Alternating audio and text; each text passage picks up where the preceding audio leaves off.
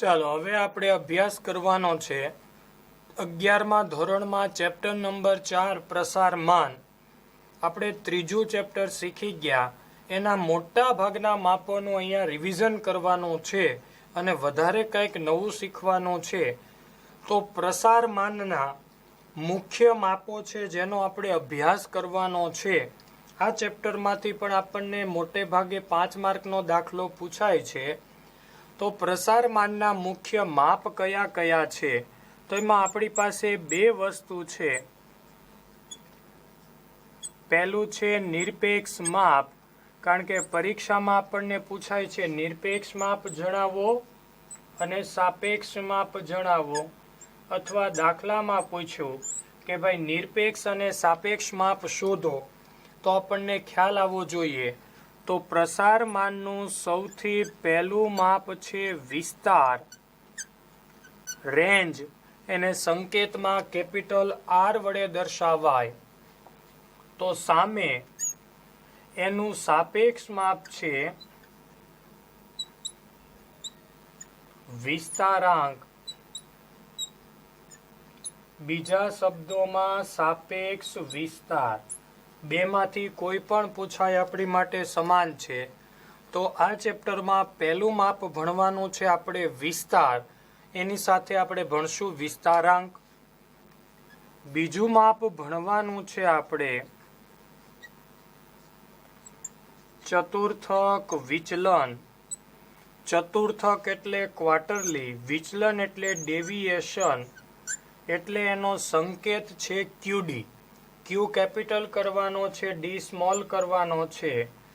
તો એનું સાપેક્ષ માપ છે ચતુર્થક વિચલનાંક. આ ચતુર્થકો ઉપર આધારિત માપ છે એટલે ચતુર્થક વિચલન શબ્દ આવ્યો. અને ચતુર્થકો આપણે ચેપ્ટર નંબર 3માં અભ્યાસ કરી ગયા. Q1 પ્રથમ ચતુર્થક, Q2 બીજો ચતુર્થક, Q3 ત્રીજો ચતુર્થક. તો ચતુર્થકો ઉપરથી આપણું માપ આવશે. પછીનું માપ છે ત્રીજું આપણી પાસે છે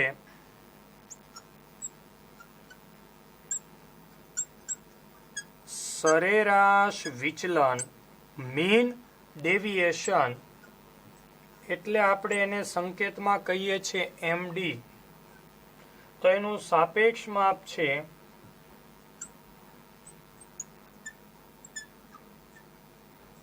સરેરાશ વિચલનાંક. પછીનું આપણી પાસે છે ચોથું માપ પ્રમાણિત વિચલન, જેને સંકેતમાં આપણે S વડે દર્શાવીએ છીએ. તો સામે આપણી પાસે આવશે પ્રમાણિત વિચલનાંક. પછીનો આપણે અભ્યાસ કરવાનો છે ચલનાંક. અને પછી આપણે અભ્યાસ કરવાનો છે મિશ્ર પ્રમાણિત વિચલન. તો આ ચેપ્ટરમાં કુલ આપણે 10 માપ શીખવાના છે. વિસ્તાર, તો એનું સાપેક્ષ માપ વિસ્તારાંક. ચતુર્થક વિચલન, તો ચતુર્થક વિચલનાંક. સરેરાશ વિચલન, સરેરાશ વિચલનાંક. પ્રમાણિત વિચલન, પ્રમાણિત વિચલનાંક. અને પ્રમાણિત વિચલનાંકને 100 વડે ગુણો. તો કોપી ઈ સૂત્ર અહીંયા આપણે ઉપયોગ કરવાનો છે ચલનાંકનો. અહીંયા આવશે મિશ્ર પ્રમાણિત વિચલન. હવે આમાં આપણું ચેપ્ટર નંબર 3 છે મોટે ભાગે આવી જશે. વિસ્તાર વિસ્તારાંકમાં ત્રીજા ચેપ્ટરનો કોઈ ઉપયોગ નથી થવાનો, પણ આ માપ મોટે ભાગે આપણને વિકલ્પ કે એક વાક્યના સવાલમાં જ પૂછાય છે. સૌથી મોટા અવલોકનમાંથી સૌથી નાનું અવલોકન બાદ કરીએ એટલે આપણને વિસ્તાર મળી જશે. તો એ માત્ર વિકલ્પ અથવા તો સવાલમાં જ પૂછાવાનું છે. ચતુર્થક વિચલન માટે આપણે ચેપ્ટર નંબર 3 Q1, Q2 અને Q3 ની જરૂર પડશે. સરેરાશ વિચલન માટે આપણે ચેપ્ટર નંબર 3 મધ્યકની જરૂર પડશે. પછી જ આપણું ગાડું આગળ ચાલશે. પ્રમાણિત વિચલન, એમાં પણ આપણે મધ્યકની જરૂર પડશે. આ ચાર માપ નિરપેક્ષ માપ છે. નિરપેક્ષ માપ કોને કહેવાય? તો કે પ્રસારના જે માપમાં એનો રકમનો એકમ લાગુ પડશે, માનો કે રકમમાં કિગ્રા, મીટર, આ તે એ આપણે લગાડી શકીએ તો એ નિરપેક્ષ માપ છે. અને જ્યાં આપણે એકમનો ઉપયોગ કરી શકતા નથી એ આપણી માટે સાપેક્ષ માપ છે. તો ચાર માપ નિરપેક્ષ, ચાર માપ એનાથી વિરુદ્ધ સાપેક્ષ.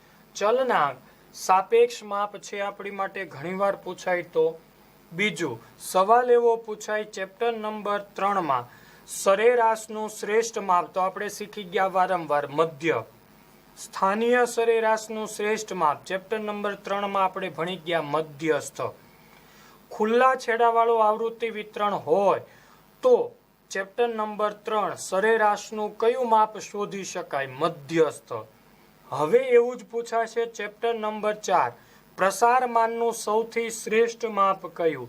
તો આપણી પાસે છે પ્રમાણિત વિચલન. પ્રસારમાનનું આ સૌથી શ્રેષ્ઠ માપ છે. સૌથી વધારે ઉપયોગ પ્રમાણિત વિચલનનો થાય છે. હવે અહીંયા પણ આગળ જતા પૂછાશે કે ખુલ્લા છેડાવાળું આવૃત્તિ વિતરણ હોય તો પ્રસારનું કયા માપ તમે ઉપયોગ કરી શકો? તો ચતુર્થક વિચલન. આ એક પણનો આપણે ઉપયોગ કરી શકવાના નથી જો ખુલ્લા છેડાવાળું આવૃત્તિ વિતરણ હોય તો. અને ખુલ્લા છેડાવાળું આવૃત્તિ વિતરણ આપણે ભણી ગયા કે પહેલો વર્ગ પૂર્ણ ન હોય, છેલ્લો વર્ગ પૂર્ણ ન હોય, વચ્ચેના વર્ગ આપણી પાસે પૂર્ણ હોય. તો ચેપ્ટર નંબર 3 હોય તો મધ્યસ્થ અને ચેપ્ટર નંબર 4 હોય તો ખુલ્લા છેડાવાળા આવૃત્તિ વિતરણ માટે ચતુર્થક વિચલન આપણી માટે યોગ્ય માપ છે. પણ શ્રેષ્ઠ માપ પૂછાય તો અહીંયા આપણી માટે છે પ્રમાણિત વિચલન. નિરપેક્ષ માપ પૂછાય તો આ 4, સાપેક્ષ માપ પૂછાય તો મોટે ભાગે આ 4 લખવાના. પણ તમને સ્પષ્ટ સવાલ પૂછાય કે ચલનાંક કેવું માપ છે, સાપેક્ષ કે નિરપેક્ષ, તો જ આપણે સાપેક્ષ લખવાનું. બાકી 4 ની સામે 4. ટોટલ આપણે 10 માપ શીખવાના છે. પણ આ 4ના સૂત્રો આવડ્યા એટલે પાછળના 4ના સૂત્રો આપણને આવડવાના જ છે. આના ઉપરથી જ છે. ચલનાંકનું સૂત્ર અને પ્રમાણિત વિચલનાંકના સૂત્રમાં માત્ર ગુણ્યા 100 એટલો જ ફેર. ગુણ્યા 100 કરો તો ચલનાંક, ગુણ્યા 100 ન કરો તો પ્રમાણિત વિચલનાંક. મિશ્ર પ્રમાણિત વિચલનનું સૂત્ર અલગ આવશે પણ એમાં આપણે પ્રમાણિત વિચલન, મધ્યકી બધાનો ઉપયોગ કરશું. મિશ્ર મધ્ય જે પણ આપણે ચેપ્ટર 3 માં ભણી ગયા. તો હવે ક્રમશઃ સૌથી પહેલા આપણે વિસ્તારાંકના દાખલાનો અભ્યાસ, સૂત્રનો અભ્યાસ કરશું. પછી આપણે ચતુર્થક વિચલન, વિચલનાંક ક્રમશઃ એક એક માપ આપણે આગળ વધશું અને શીખીશું. ચાલો તો હવે આપણે સૌ પ્રથમ માપનો અભ્યાસ કરવાનો છે વિસ્તાર. પહેલું માપ છે આપણી પાસે વિસ્તાર, રેન્જ. સંકેતમાં એને આર કહેવાશે. તો એનું સૂત્ર છે આર બરાબર XH માઇનસ XL. X એટલે અવલોકન, H એટલે હાઈ, L એટલે લોવર, H એટલે સૌથી મોટું અવલોકન, L એટલે સૌથી નાનું અવલોકન. હવે કોઈ પણ દાખલો હોય, વર્ગવાળો હોય તોય ભલે, અવલોકનની સાથે આવૃત્તિ હોય તોય ભલે, અને માત્ર અવલોકન હોય તોય ભલે, આપણે અવલોકનને ધ્યાનમાં લેવાનો છે. આવૃત્તિનો વિસ્તારમાં ઉપયોગ કરવાનો નથી. એટલે ભૂલથી પણ આવૃત્તિનું ખાનું જોવાઈ જાય નહીં. સૌથી મોટા અવલોકનમાંથી સૌથી નાનું અવલોકન બાદ કરવાનું, વિસ્તાર મળી જાય. એનું આપણે માપ ભણ્યા હતા વિસ્તારાંક. બીજા શબ્દોમાં આપણે કહેવું હોય તો એને બોલાય સાપેક્ષ વિસ્તાર. તો એનું સૂત્ર થશે XH માઇનસ XL. એ જ વસ્તુ આપણે નીચે મૂકી દેવાની છે, ઉપર માઇનસ, નીચે પ્લસ. આટલો જ આપણે ફેરફાર કરવાનો છે. બીજું H અને L નાનો અને સેજ નીચે, X ઉપર કરવાનો છે. તો ફરીથી સમજી લઈએ. XH, H એટલે હાઈ, તો સૌથી મોટા અવલોકનમાંથી સૌથી નાનું અવલોકન બાદ કરતા જે મળે એને વિસ્તાર કહેવાય. સૌથી મોટા અવલોકન અને સૌથી નાના અવલોકનના તફાવતને એના સરવાળા વડે ભાગાકાર કરતા જે મળે એને વિસ્તારાંક અથવા તો સાપેક્ષ વિસ્તાર કહેવાય. તો આ થઈ ગયા આપણા બે સૂત્રો. હવે આના આપણી પાસે પહેલું, બીજું, ત્રીજું 3 ઉદાહરણ અને સ્વાધ્યાય 4.1 છે, તો એનો આપણે અભ્યાસ કરીએ. ઉદાહરણ નંબર 1. એક બેટ્સમેનના ક્રિકેટની છેલ્લી 10 મેચમાં એણે જે રન કર્યા છે આપણને રન આપી દીધા છે. આ માહિતી પરથી તેના રનનો વિસ્તાર અને વિસ્તારાંક બંને શોધવાનું કીધું છે. તો સૌથી પહેલું કામ આપણે મેળવવો છે વિસ્તાર. વિસ્તાર એટલે આપણું સૂત્ર છે R બરાબર XH માઇનસ XL. XH સૌથી મોટા અવલોકનમાંથી સૌથી નાનું અવલોકન બાદ કરવાનું. તો 10 અવલોકન અહીંયા 60 છે, 48, 75, 37, 52, 93, 81, 25, 72, 18. તો 9ની લાઈન વાળું અવલોકન સૌથી મોટામાં મોટું છે 93. તો XH સૌથી મોટું અવલોકન 93 અને સૌથી નાનામાં નાનું અવલોકન આપણી પાસે છે 18. 93 માંથી 18 બાદ કરતા પહેલું મળ્યું 75. દાખલો આપણો રનનો છે તો એકમ 75 રન.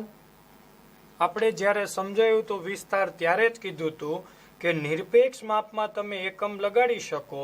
હવે એનું જે સાપેક્ષ માપ મેળવવાનું છે એમાં આપણે એકમ લગાડી શકતા નથી. તો બીજું આપણને શોધવાનું કીધું છે વિસ્તારાંક. તો વિસ્તારાંકનું સૂત્ર આ જ થશે, ઉપર માઇનસ છેદમાં પ્લસ XH માઇનસ XL છેદમાં XH પ્લસ XL. ચાલો, XH સૌથી મોટું અવલોકન. હવે તમામ વસ્તુ આપણી પાસે છે. 93 માઇનસ 18 એ જ વસ્તુ છેદમાં 93 પ્લસ 18. હવે અંશય આપણી પાસે છે બાદબાકી 75 છેદમાં આપણે સરવાળો 93 પ્લસ 18 111. તો આપણો જવાબ આવ્યો 0.68. પોઈન્ટ પછીના 2 અંક આપણે લેવાના છે. અહીંયા આપણે એકમ લગાડી શકતા નથી. બીજો એક શોર્ટકટ નિયમ સમજી લ્યો. આપણે જે માપ લખ્યા ત્યારે 4 માપ નિરપેક્ષ લખ્યા હતા. વિસ્તાર, ચતુર્થક વિચલન, સરેરાશ વિચલન, પ્રમાણિત વિચલન. એનો જવાબ કોઈ પણ હોઈ શકે, 0 થી લઈને હજારો, લાખો, કરોડો સુધીનો. પણ આ બાજુ આપણે જે લખ્યા હતા સાપેક્ષ માપ, વિસ્તારાંક, ચતુર્થક વિચલનાંક, સરેરાશ વિચલનાંક અને પ્રમાણિત વિચલનાંક. જ્યાં જ્યાં નાંક શબ્દ, વિસ્તારાંક ને બાકીનામાં નાંક શબ્દ આવ્યો, આ બધાનો જવાબ હંમેશા 0 પોઈન્ટથી શરૂઆત થશે. ક્યારેય 1 કરતા વધુ નહીં હોય અને 0 કરતા ઓછો નહીં હોય. તો 0 થી 1ની વચ્ચે જો જવાબ અલગ આવ્યો તો સમજી લેવાનું કે તમે જે માપ મેળવ્યા છે એમાં આપણી ભૂલ છે. એટલે અગાઉ આપણે ભૂલ પકડી શકીએ. જે પ્રથમ માપ છે નિરપેક્ષ, એનો જવાબ કોઈ પણ હોઈ શકે, એમાં કોઈ નિયમ નહીં. પણ જે સાપેક્ષ માપ છે એનો જવાબ હંમેશા 0 પોઈન્ટથી શરૂઆત થશે. આ એક યાદ રાખવાનું છે.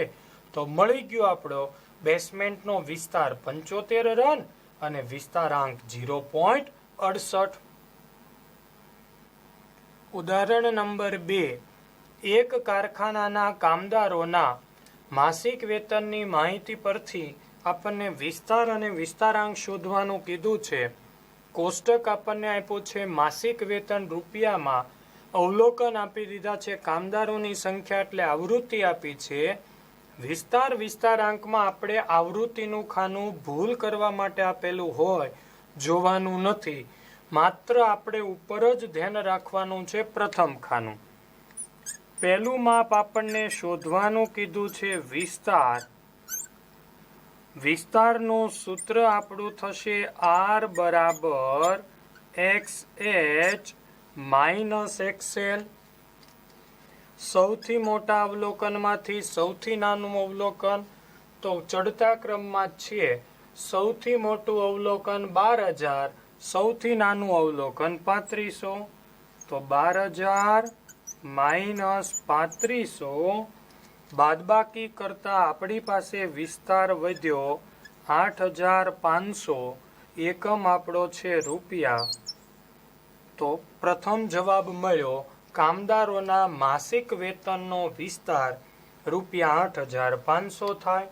ચાલો હવે આપણે બીજું માપ શોધવાનું છે, વિસ્તારાંક. સૂત્ર આપણી પાસે છે જ, અંશ અને છેદમાં પ્લસ કરી નાખવાનું. XH minus XL XH plus XL. તો અંશ આપણી પાસે છે 12,000 માઇનસ 3500 છેદમાં 12,000 પ્લસ 3500. ચાલો અંશની બાદબાકી પણ આપણી પાસે છે. અંશની બાદબાકી 8,500, 12 ને 3 15 છેદમાં સરવાળો થશે 15,500. આપણો જવાબ હંમેશા શરૂ થશે 0 પોઈન્ટથી 0.55. તો આ મળી ગયો વિસ્તાર અને વિસ્તારાંક. હવે બીજો એક નિયમ શોર્ટકટ સમજી લ્યો. જો એક જ દાખલામાં વિસ્તાર અને વિસ્તારાંક બંને શોધવાનું કીધું છે, તો તમે વિસ્તારાંકનું સૂત્ર R ના છેદમાં XH પ્લસ XL પણ લખી શકો. એટલે તમારે આ બાદબાકી નથી મૂકવાની. R સીધો તમે 8,500 છેદમાં આ પણ મૂકી શકો. સ્ટેપમાં કોઈ ફેરફાર થવાનો નથી, એટલું જ થવાનું છે. આ લખી શકો, પણ આપણે આ જ નિયમ રાખવાનો છે, વિસ્તાર અને વિસ્તારાંક.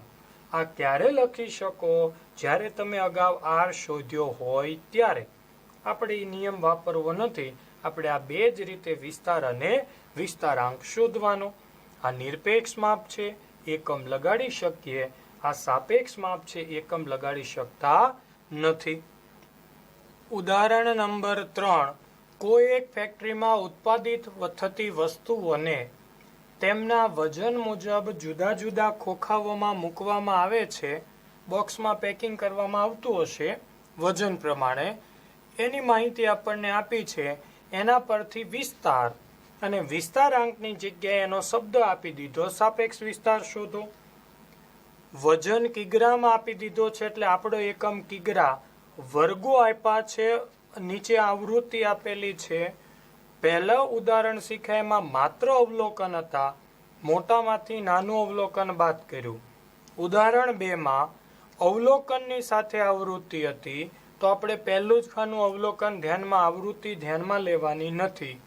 ઉદાહરણ 3 વર્ગો સાથે આવૃત્તિ, આવૃત્તિ ધ્યાનમાં લેવાની નથી. આપણે પહેલું જ ખાનું ધ્યાનમાં લેવાનું છે. તો આપણને પહેલું કીધું છે વિસ્તાર શોધો. વિસ્તાર R બરાબર XH માઇનસ XL.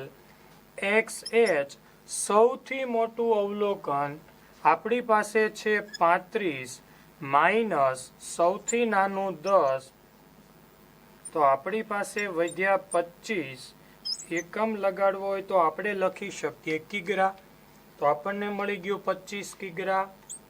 ચાલો હવે કીધું છે આપણને વિસ્તારાંક નહીં, શબ્દ ફેરવી નાખ્યો, સાપેક્ષ વિસ્તાર શોધો. તો સાપેક્ષ વિસ્તાર બરાબર સૂત્ર આપણું XH માઇનસ XL છેદમાં એ જ વસ્તુ માઇનસની જગ્યાએ થશે પ્લસ. તો આપણી પાસે તમામ કિંમતો છે જ. 35 માઇનસ 10 છેદમાં 35 પ્લસ 10. તો અંશમાં આપણી પાસે છે જ 25 છેદમાં 45. 25 ભાગ્યા 45 કરતા આપણને મળશે 0.56. તો આપણને મળી ગયું ખોખાની સંખ્યાઓનો વિસ્તાર 25 કિગ્રા અને સાપેક્ષ વિસ્તાર 0.56. ઉદાહરણ નંબર 4. એક શાળાના 50 વિદ્યાર્થીઓએ એક પરીક્ષામાં મેળવેલા ગુણની માહિતી આપી છે. વિદ્યાર્થીઓની સંખ્યા આપી દીધી છે. વર્ગો, આવૃત્તિ. વિસ્તારાંક માટે આવૃત્તિની જરૂર નથી, માત્ર વર્ગો આપણે મેળવશું. ઉદાહરણ 3 પણ વર્ગોનું હતું, ઉદાહરણ 4 પણ વર્ગોનું છે. શું ફેર છે? ઉદાહરણ 3 ના વર્ગો ક્રમશ હતા. એટલે માનો કે ઉદાહરણ સમજતા બોલીએ છે 50 થી 60, તો 60 થી 70, 70 થી 80, 80 થી 90. જ્યારે અહીંયા 50 થી 59, 59 પછી અહીંયા 60 આવી ગયા. એટલે ઉદાહરણ 3 નિવારક વર્ગો હતા, ઉદાહરણ 4 અનિવારક વર્ગો છે. આપણે કોઈ લેવા દેવા નથી. આપણો નિયમ જે છે એમનામ જ રહેશે. સૌથી પહેલું કામ આપણે શોધવાનું છે વિસ્તાર. તો R બરાબર XH માઇનસ XL. સૌથી મોટામાંથી સૌથી નાનું બાદ કરીએ. XH સૌથી મોટું અવલોકન આપણી પાસે છે 99, માઇનસ સૌથી નાનું 50, તો બાદબાકી કરતા વધ્યા 49. માહિતી આપણને ગુણમાં આપી છે, તો એકમ આપણે ગુણ લગાડી શકીએ. આ મળી ગયો વિદ્યાર્થીઓના ગુણનો વિસ્તાર 49 ગુણ. ચાલો હવે કીધું છે આપણને વિસ્તારાંક. તો વિસ્તારાંક બરાબર XH માઇનસ XL છેદમાં XH પ્લસ XL. ચાલો સૌથી મોટું અવલોકન નાનું આપણી પાસે છે જ, 99 માઇનસ 50 છેદમાં 99 પ્લસ 50. તો બાદબાકી આપણી પાસે છે જ, અંશમાં 49 છેદમાં 99 પ્લસ 50 એટલે 149. તો જવાબ આવશે આપણો 0.33. તો આ મળી ગયો વિસ્તાર 49 ગુણ અને વિસ્તારાંક 0.33. સ્વાધ્યાય 4.1 દાખલા નંબર 1. એક વર્ગના 10 વિદ્યાર્થીની ઊંચાઈ આપણને સેન્ટીમીટરમાં આપી છે. તે પરથી વિસ્તાર અને વિસ્તારાંક શોધવાનો કીધો છે. દસયની માહિતી આપણને આપી દીધી છે. સૌથી પહેલું કામ વિસ્તાર શોધવાનું છે. તો હેડિંગ આપી દઈએ આપણે વિસ્તાર. R બરાબર XH માઇનસ XL. XH સૌથી મોટું અવલોકન 62, 45, 70, 81, 67, 75. તો સૌથી મોટું અવલોકન દેખાય છે 185 માઇનસ સૌથી નાનું અવલોકન 145. તો 185 માંથી 145 બાદ કરતા આપણને મળશે 40. ઊંચાઈ સેમીમાં આપેલી છે, તો એકમ લગાડી શકીએ આપણે સેન્ટીમીટર. આ મળી ગયો વિસ્તાર. હવે શોધવાનું કીધું છે આપણને વિસ્તારાંક. સૂત્ર આપણું XH માઇનસ XL છેદમાં XH પ્લસ XL. ચાલો સૌથી મોટું અવલોકન હવે તો આપણી પાસે છે જ 185 માઇનસ 145 છેદમાં 185 પ્લસ 145. ચાલો અંશની બાદબાકી પણ આપણી પાસે છે 40 છેદમાં 185 પ્લસ આપણે કરવાના છે 145. તો આપણને મળશે 330. બંનેનો ભાગાકાર આપણને ખબર છે 0 પોઈન્ટ જ થવો જોઈએ, તો 0.12. વિસ્તાર વિસ્તારાંક.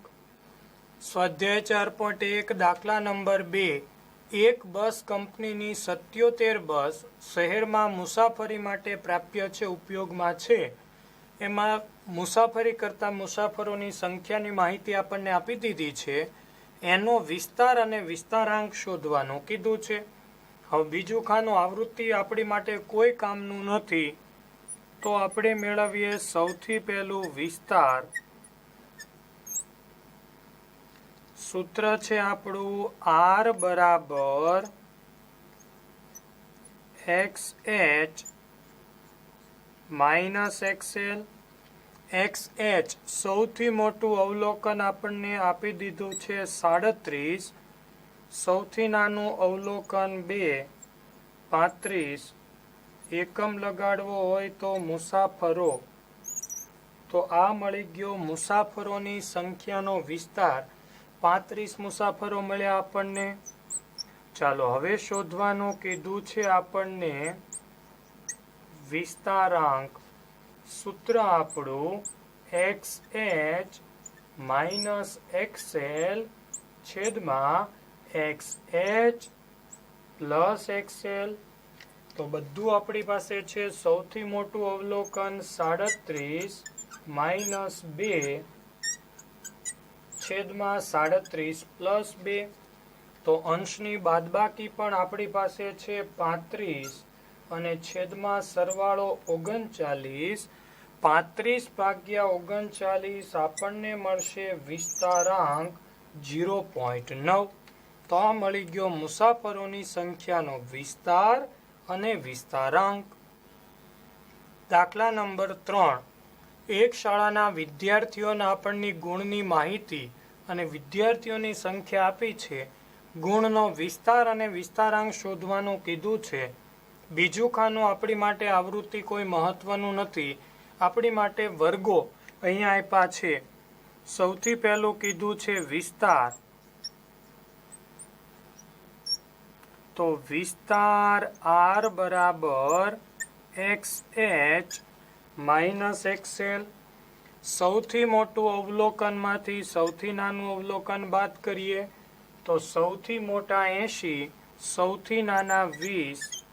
80 માઇનસ 20 આપણને મળ્યા 60. માહિતી ગુણમાં આપેલી છે, તો આપણો એકમ બનશે 60 ગુણ. આ મળી ગયો વિસ્તાર. હવે આપણને કીધું છે સાપેક્ષ વિસ્તાર.